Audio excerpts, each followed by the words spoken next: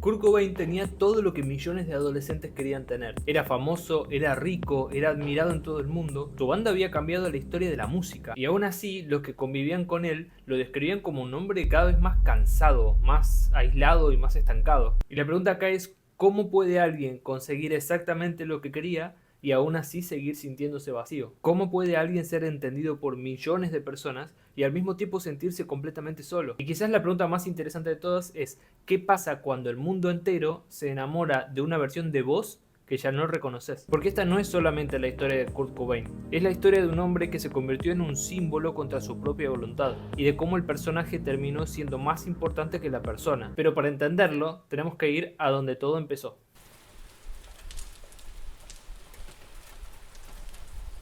Para entender a Kurt Cobain primero tenemos que entender el lugar donde creció. A finales de los años 60, Aberdeen, Washington, era una ciudad bastante chica y trabajadora donde la economía giraba principalmente alrededor de la industria maderera. No era un lugar que solemos asociar con el arte o un centro cultural, era una comunidad donde predominaban mucho los valores tradicionales, el trabajo físico y una visión bastante rígida de lo que significaba ser un hombre. En ese contexto nació Kurt Donald Cobain el 20 de febrero de 1967. Durante los primeros años parecía ser un chico feliz. Sus familiares y amigos decían que era un chico curioso, creativo y muy expresivo.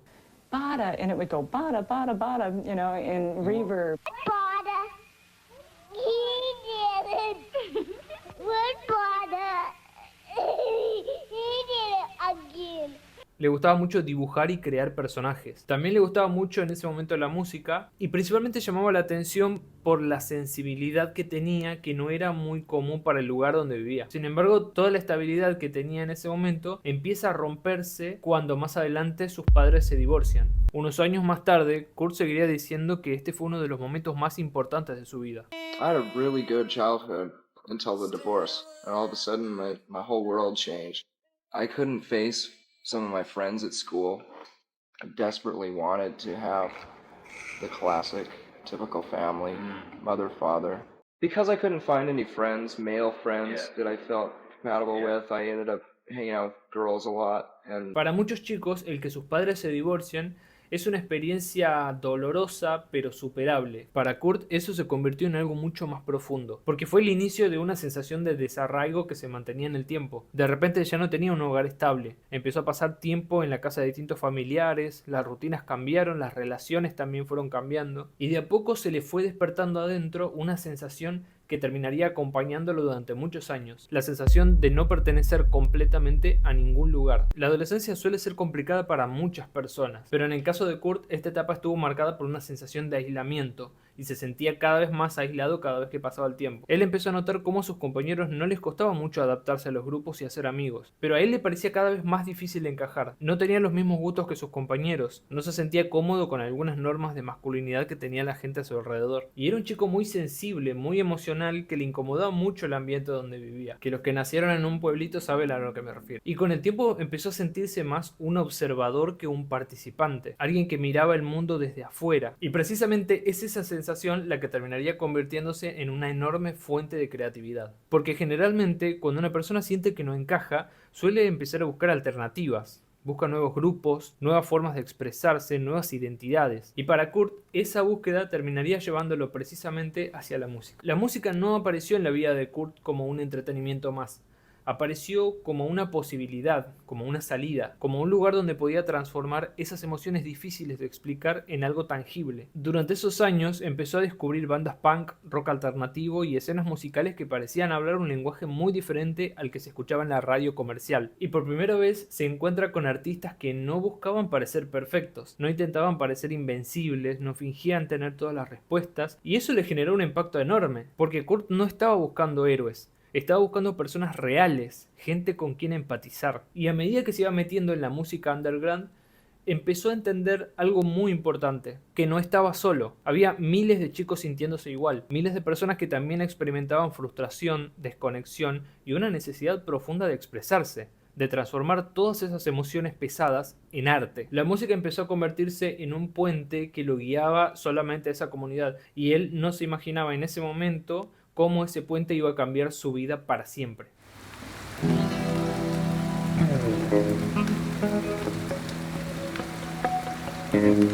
A finales de los años 80, Kurt conoció a Chris Novoselic. Los dos tenían gustos musicales similares y una versión parecida de lo que querían crear. Lo que comenzó como una colaboración entre dos chicos apasionados por la música terminó transformándose en una de las bandas más influyentes del siglo XX. Y Nirvana llegó en un momento muy particular porque el rock comercial de esa época estaba dominado por una estética bien particular. El prototipo de rockero del momento tenía pelo perfecto, producciones gigantescas, una imagen de éxito y exceso que nunca se terminaban. Y Nirvana representaba todo lo contrario a eso.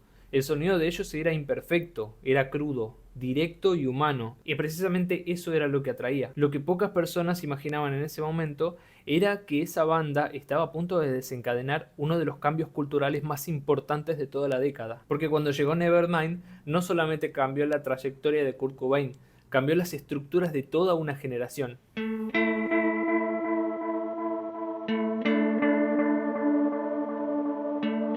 Cuando alguien habla de Kurt Cobain, inmediatamente pensamos en la fama, en la música o la imagen que proyectaba en el escenario. Sin embargo, hay un aspecto de su vida que pasó a segundo plano durante mucho tiempo y que es fundamental para entender qué le estaba pasando a él detrás de la cámara: el dolor físico. Durante gran parte de su vida adulta, Kurt sufrió de problemas estomacales muy fuertes y nunca pudieron identificar cuál era la causa. Tenía dolores bastante fuertes, tanto que hasta a veces lo incapacitaban para hacer cosas durante todo el día. En distintas entrevistas, él habló del dolor físico que sufría y dijo que eran tan intensos que no le daban ganas de comer, dormir o funcionar como una persona normal. I was in pain. I mean, I was in pain for so, waking up starving, forcing myself to eat, barfing it back up. It's like, just imagine trying to eat your 3 meals a day and just concentrating and just crying at times, just like, I'm in pain all the time. Para los que los vemos desde afuera, esto puede parecer un detalle, tipo te tomas una pastilla y ya está. Pero el dolor crónico tiene una característica particular, y es que sostenido en el tiempo deja de ser solamente físico y pasa a influir en el estado de ánimo, en la energía, en la capacidad para relacionarnos con otras personas, en la manera que una persona tiene de interpretar el mundo que lo rodea. Diversos estudios psicológicos muestran que quienes viven durante años con dolor persistente suelen experimentar niveles más altos de ansiedad, irritabilidad, agotamiento emocional y desesperanza. No porque sean más débiles, sino porque el sufrimiento constante consume recursos mentales, energía, y eso te agota, te desgasta y también merma las posibilidades de recuperación emocional. Y en el caso de Kurt, este problema coexistía con otros factores igualmente difíciles. Tenía por un lado la presión de la fama, las giras, las expectativas de los fans, los conflictos internos que arrastraba desde hace mucho tiempo antes de convertirse en una estrella. Y poco a poco se empezó a desarrollar un problema muy peligroso. Varias personas cercanas a él empezaron a describirlo como un hombre que hacía todo lo posible por seguir funcionando, mientras lidiaba simultáneamente con las presiones externas e internas cada vez más grandes. Y cuando una persona se siente atrapada entre muchos problemas que parece que no tienen solución, empieza a buscar cualquier forma de alivio. Ya saben a lo que me refiero, aunque el precio de ese alivio sea demasiado alto más adelante.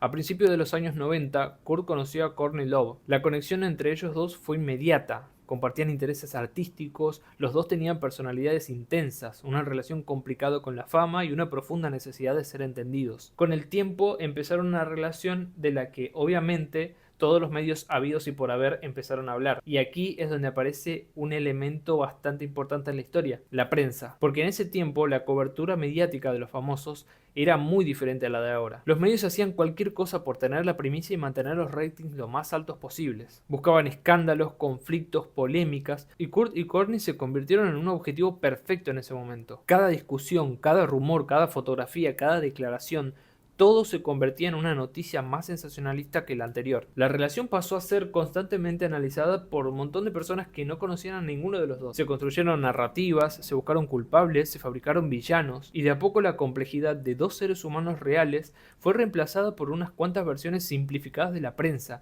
diseñadas específicamente para generar titulares. Para algunos, Courtney era responsable de todos los problemas de Kurt. Para otros, los dos eran simplemente víctimas de una maquinaria mediática que necesitaba convertir sus vidas en un espectáculo. Y la realidad probablemente era mucho más compleja, pero la realidad no vende tanto como los conflictos, y mucho más si son famosos. Y justamente por eso es que la prensa no los dejaba en paz. Hay una idea muy interesante en la psicología social, y es que con el tiempo las personas podemos terminar adaptándonos a la imagen que los demás tienen de nosotros. No porque esa imagen sea verdadera, sino porque mantener una identidad distinta para cada grupo exige que usemos una cantidad enorme de energía. Esto se conoce como el efecto Pigmalión o la profecía autocumplida, que es algo que le suele pasar mucho a los famosos, y es algo que le pasaba a Kurt porque el personaje de por sí ya era bastante grande. Millones de personas tenían una opinión sobre él, millones creían que lo conocían. Todas esas personas proyectaban un montón de significado sobre cada una de las cosas que él hacía, y cuanto más crecía la leyenda de Kurt Cobain,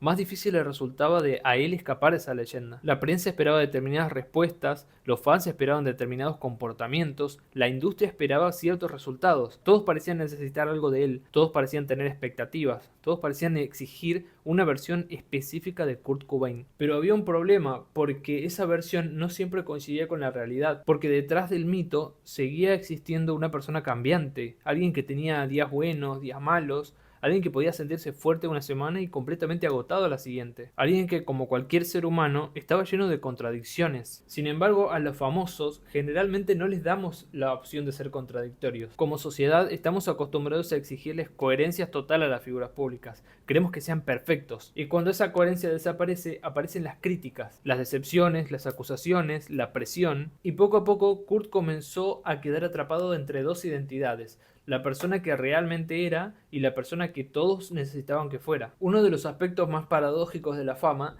es que puede generarnos la sensación de conexión con el artista y al mismo tiempo generarnos una sensación de aislamiento. Desde afuera parece algo ilógico. ¿Cómo puede sentirse solo alguien que es admirado por millones de fanáticos? Bueno, hay muchísimos artistas a lo largo de la historia que dijeron que les pasó esto, porque hay una diferencia muy grande entre ser conocido y ser comprendido. Kurt era conocido por millones de personas, pero cada vez resultaba menos claro cuántas personas entendían realmente lo que él estaba viviendo. Los fans conocían canciones, los periodistas conocían titulares, la industria conocía números, pero ninguna de esas cosas equivale necesariamente a conocer a una persona. Y cuando tu identidad pública crece demasiado, es casi imposible que tus relaciones personales no se vean afectadas por eso. Y ahí aparece una duda constante: ¿la gente me quiere por quién soy o por lo que represento? ¿Me están viendo a mí o están viendo al personaje? Estas son preguntas muy difíciles de afrontar, y seguramente esas preguntas acompañaron a Kurt durante gran parte de sus últimos años. There's a lot of great things. I watched the Academy Awards last night, and you know, it's so full of glamour and all that stuff, but it's so phony. I could have never seen Kurt sitting as, and maybe that was what really, what he was really feeling in his life too. Hacia 1993 y principios del 94, la gente que vivía cerca de él empezó a notar unas señales bastante raras. El agotamiento parecía acumularse, la presión seguía creciendo, los problemas no desaparecían y la sensación en él de estar atrapado parecía volverse cada vez más intensa. Y es importante entender algo: las crisis profundas rara vez aparecen de la nada. Generalmente son procesos, pequeñas acumulaciones de estrés, problemas que parece que no tienen respuesta, y desde afuera solemos buscar una sola explicación. La grúa me llevó al auto esta mañana, ayer no me dieron el ascenso que necesitaba, pero la realidad humana casi nunca funciona así. Generalmente son muchos factores que están conviviendo dentro de nosotros hasta que esto explota. Y para comienzos de 1994, muchos de estos factores parecían terminar desembocando en una situación extremadamente difícil para Kurt. Mientras el mundo seguía viendo a una de las mayores estrellas del planeta, los que estaban más cerca de él empezaban a ver algo muy diferente. Lo veían profundamente cansado, no solamente cansado de trabajar, sino cansado de cargar con el peso de una identidad que se había vuelto cada vez más difícil de sostener.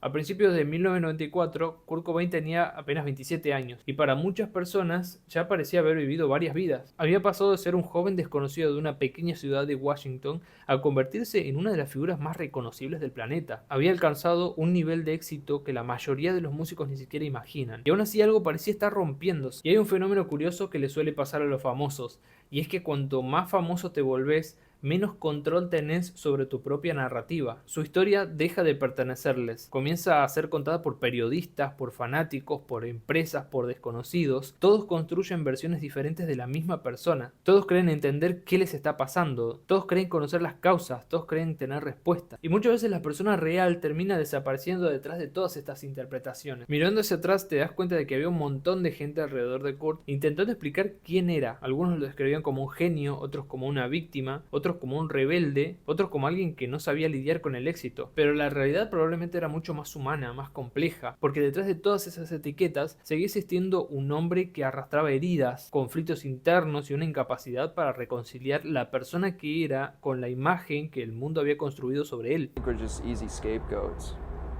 You know, it started with something and then, you know, people just pick up on it and carry it along, and we turn into cartoon characters. And A veces se nos olvida que los famosos no viven su vida como íconos, no viven dentro de un documental, no saben cuál va a ser el final de la historia. Muchos simplemente pasan el día intentando entender qué les está pasando, y en muchos sentidos eso era exactamente lo que le estaba pasando a él. Después de su fallecimiento, en abril del 94, pasó algo que suele repetirse a lo largo de la historia, y es que la persona empezó a transformarse en una leyenda, y cuando la persona se convierte en leyenda, algo cambia. Y pasó que el nombre de Kurt Cobain empezó a aparecer junto con otros famosos que fallecieron a la misma edad. Y ahí fue cuando se armó una especie de narrativa que romantizaba el sufrimiento y el genio creativo. Y hay un problema cuando vemos las historias de esa forma, y es que corremos el riesgo de convertir el dolor humano real en una especie de mito morboso, que es justamente lo que pasa hoy en día en las redes sociales. Y la realidad es que detrás de cada uno de esos famosos hay personas reales, con conflictos reales, con sufrimiento real,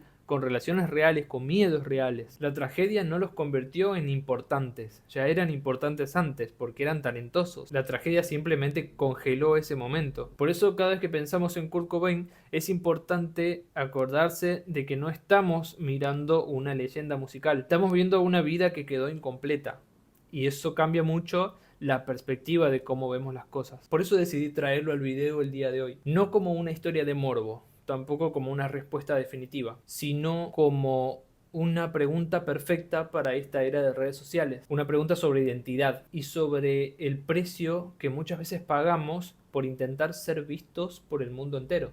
entertainers. You know, that's what music is, and so it's really hard to, you know, step over the lines, you know. It's that you have stay in so it. much power because that camera's on you. And right, you can use it